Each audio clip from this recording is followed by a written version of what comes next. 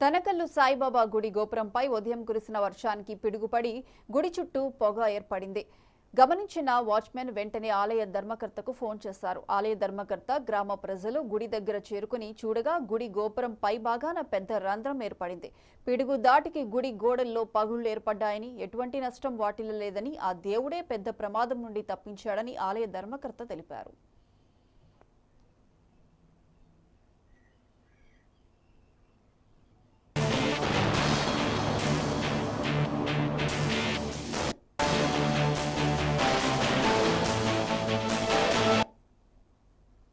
లేచినాను 4 మొదలు పెట్టింది. 4:30 పిడికి పడింది.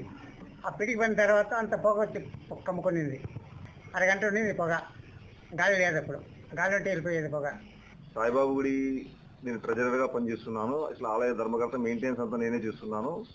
మా వాచ్మెన్ ఇట్లా రాత్రి పిడుగు పడింది అని చెప్పి నా తెల్లవారు 4 గంటలకు పిడుగు పడింది తప్ప 6 గంటలకు ఫోన్ చేశాడు. ఇక్కడికి వచ్చి చూసేసరికి అంతా మొత్తం క్రాక్ కొట్టింది. ఏమంటే మాకు ఆలయ స్థపతి ఇంతకు ముందే ఇట్లా ఎఫెక్ట్ ఉండకూడదు అని కింది నుంచి భూమి నుంచి అర్తి ఇచ్చాడు. ఆ అర్తు వల్లనే సాయిబాబా గుడి కార్యక్రమాలు ఎలాంటి ఇబ్బంది లేకుండా ఆ దేవుడే మమ్మల్ని కాపాడినట్టు. లేదంటే మొత్తం సోల్బడి చుట్టుపక్కల వాళ్ళు కూడా చాలా ఇబ్బంది పడేవాళ్ళు. దానివల్ల మాకు ఎలాంటి నష్టం లేదు. ఏదో కొద్దిగా అప్పాటి గోడ క్రాక్ కావడము, ఆ దేవుడు మమ్మల్ని కాపాడినట్టు. ఇట్లు నేను ఆ సాయిబాబా గుడి ట్రెజరర్గా మాట్లాడుతున్నాను. వెంటనే నేను ఇక్కడ వచ్చి చూశానమాట. నేను వాచ్మెన్ ఇక్కడ సాయిబాబా గుడిలో 4 గంటలకు లేచినాను. 4 మొదలు పెట్టింది. 4:30 పిడికి పడింది.